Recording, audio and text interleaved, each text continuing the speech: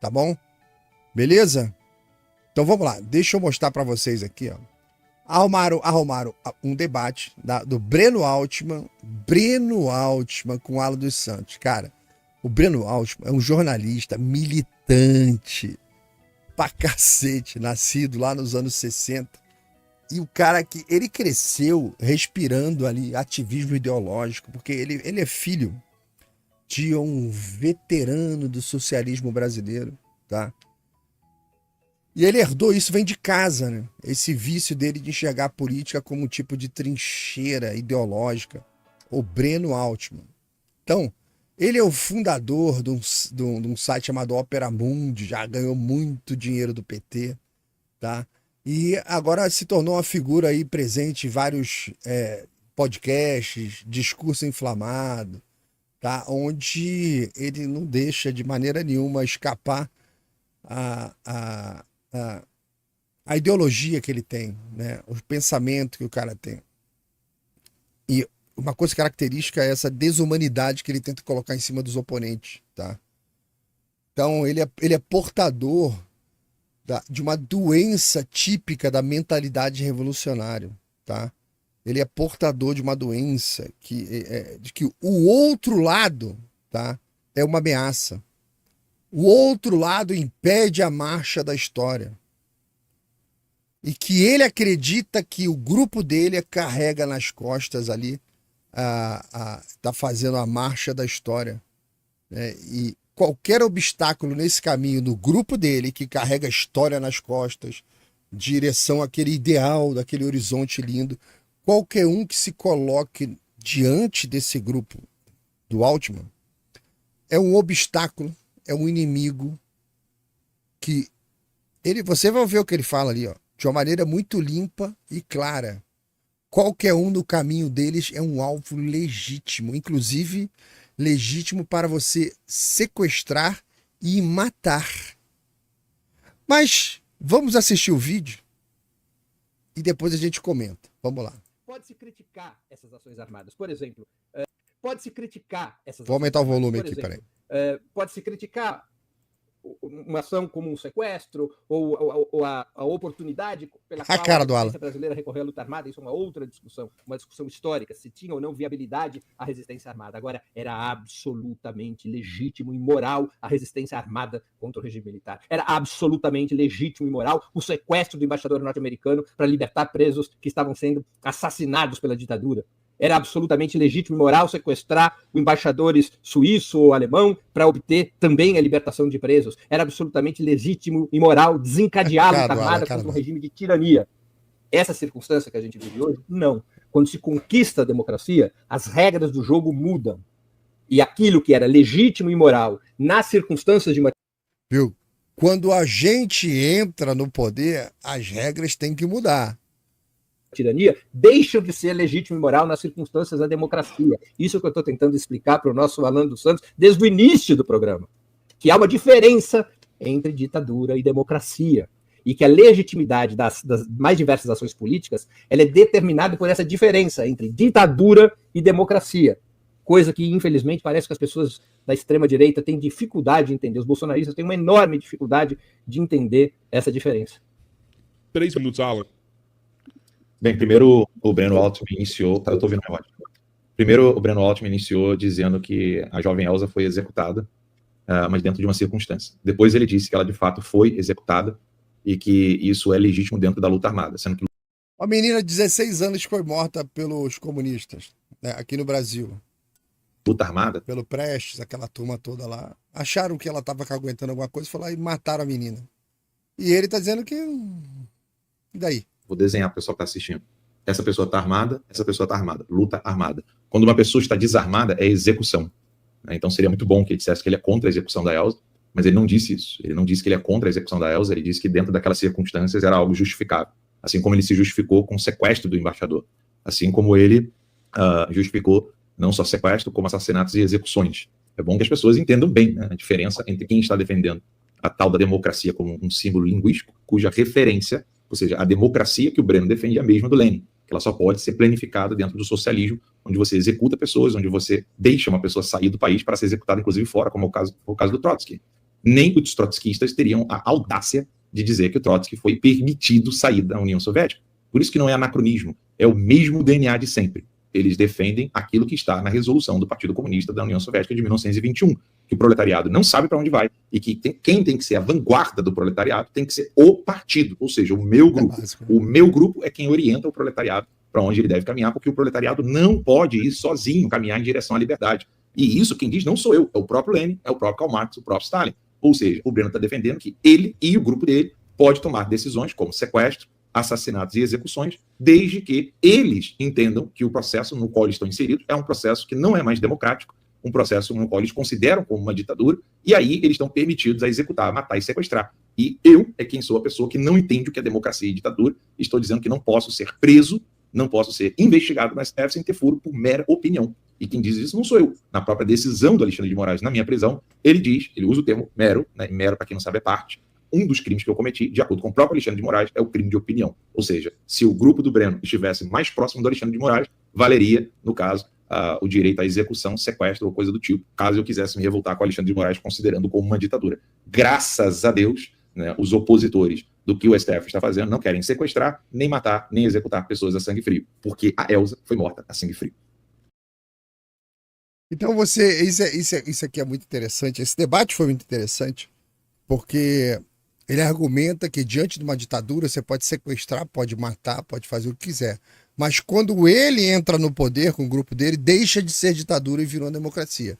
Os assassinos, os sequestradores, quando estão no poder, maravilhosamente assim, perlim-pim-pim, né? Sai lantejoulas do rabo da democracia e o país vira um lugar lindo, paraíso, com céu azul, aquele horizonte, arco-íris, quando os assassinos entram no poder. Então é a fantasia dos caras que nunca se realiza, né? Então, mas aqui tem uma coisa interessante que a parte psicológica aí sobre a mentalidade revolucionária aí do Breno Altman, porque a causa, você vê, toda a descrição que ele faz, né, do que ele acha que é o correto, é que a causa justifica o método.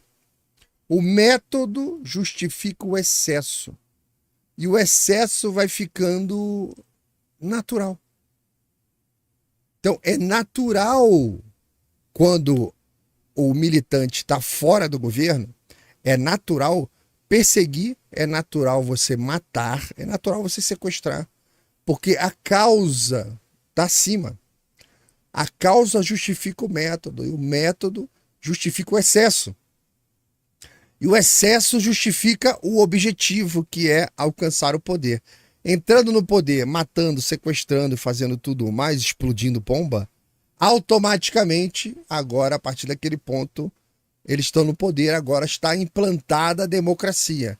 Aí continua com a porra do mesmo método, tá? O mesmo excesso para manter a democracia. É o que a gente está vendo com o Xandaré, com o STF, com o sistema todo. Eles vão nos excessos sempre para manter a democracia. Lembra a Carmen Lúcia falando? Olha, censura, cala a boca, já morreu, mas é só até o dia 31 aí. Os excessos para justificar o método. O método justificando o excesso fica num círculo vicioso. E a única coisa que não tem ali dentro é democracia, né? Então, o militante, ele não percebe que ele está cedendo terreno aqui pro pior tipo de arrogância, tá? É aquela arrogância de quem acredita que a sua visão é uma visão do bem. E essa visão do bem autoriza pequenas doses do mal, desde que direcionadas ali pro lado certinho. Foi nessa lógica aí que o Altman deslizou aí quando ele relativizou a morte de todos os seus opositores, onde ele ensaiou aquela velha desculpa de sempre, que era em nome da causa. A gente estava lutando pela democracia. Pode matar, pode sequestrar, pode fazer o que for, tá? Então a causa é grande demais, né? O inimigo é só um negócio que está no caminho aqui, muito pequeno. E a fronteira moral que existe aí entre as ações e as não ações, o que pode, o que não pode fazer, isso é dissolvida no calor do discurso. Então, quando alguém chega ao ponto de minimizar a morte de quem pensa diferente, tá? Ela não está fazendo política, Ele está confessando que ele perdeu absolutamente o freio civilizacional. O Breno está falando, se eu precisar, eu mato quem estiver no meu caminho, no caminho da minha ideologia. Então, esse mecanismo mental é exatamente o mesmo mecanismo que rege as leis do tráfico de drogas. No tráfico, você não elimina pessoas, você elimina os obstáculos. O tráfico não atira em gente, ele atira em quem ameaça o negócio do tráfico. O pensamento é sempre muito funcional, muito sem freio, e principalmente é sempre um pensamento justificável para quem pratica. A diferença entre o revolucionário radical e o soldado do tráfico de droga não está no instinto, não está na formação, não está no meio em que ele vive. Não. Está no crachá dos caras, que cada um deles pendura no peito. Porque o método é o mesmo. Ó, nós temos um caminho aqui para seguir. Quem ficar no caminho, quem ficar atrapalhando é inimigo. Mata. Mata na ideologia, mata no tráfico de droga. Igualzinho. Nos dois casos, a psicologia dos dois é idêntica. O grupo é mais importante que o indivíduo. O adversário não precisa ter rosto. Tá? A violência praticada não é uma tragédia, é uma ferramenta. A morte que acontece nesses conflitos, tanto ideológico quanto do tráfico de droga, não foi um erro. É consequência inevitável daquela missão de manter aquela estrutura. Manter aquilo, seguir em frente. Ficou no caminho, vai morrer. Na ideologia e no tráfico de droga. Igualzinho. Então, quando o militante acredita que ele está defendendo a humanidade, ele autoriza desumanizar o inimigo. A esquerda faz isso todo o santo dia. Ele entra no mesmo corredor escuro ali, onde caminham traficantes que precisam, do mesmo jeito, eliminar quem atrapalha. É o mesmo processo mental, apenas com uma narrativa diferente. As ações que aconteceram das mortes no período da guerrilha armada aqui no Brasil, a guerrilha toda ali, ó, já passou tempo suficiente para essa turma toda analisar esse passado e encontrar ali os erros do próprio processo revolucionário, os crimes que foram cometidos e apontar, falar, cara, tá errado aqui, tá errado ali, tá errado aqui, foi erramos. Matamos inocentes em nome da causa. Mas eles não, essa turma que está aqui hoje, como é o caso do Breno, defendendo isso, ele tem todas as informações para ele se arrepender, revisar e tal. Não. Ele é mau na sua essência. Ele acredita que ele é portador do bem, que o grupo dele é o grupo que caminha em direção ao bem. E qualquer obstáculo no caminho tem que ser absolutamente estrupiado. E o ponto central, que é o mais perigoso, é que o militante ele não percebe esse abismo que ele constrói, que ele cava, que ele cria. Ele acha que ele tá... Muitos, né? A maioria é cínico. Mas nesse meio tem um monte de gente que é tapada e acha, tá, que está lutando por justiça. Quando, na verdade, ele está apenas repetindo a lógica do próprio domínio armado.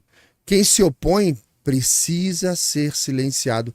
Caralho, é o que o judiciário está fazendo aí com o Xandaré, a turma dele toda. É o que a política está fazendo. Quem se opõe tem que ser silenciado. Quem atrapalha precisa desaparecer. Quem discorda disso tudo, que eu não consigo fazer sumir, que eu não consigo silenciar, que eu não consigo fazer desaparecer, quem discorda tem que pagar. Eu vou no patrimônio do cara.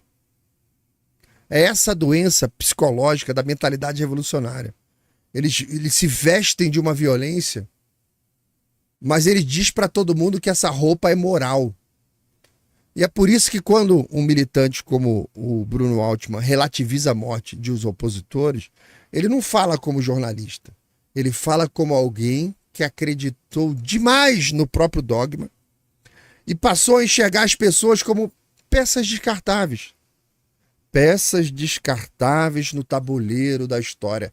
Nós carregamos a verdade histórica, nós estamos indo nesse caminho, tem gente no caminho, a gente vai eliminar quem estiver no caminho. São das pessoas mais perigosas que existem entre nós. Se você der poder a essas pessoas, começa o democídio. Começa o democídio. E vocês tinham visto esse debate do Alan com o Altman? Conta pra mim aí se vocês tinham visto isso.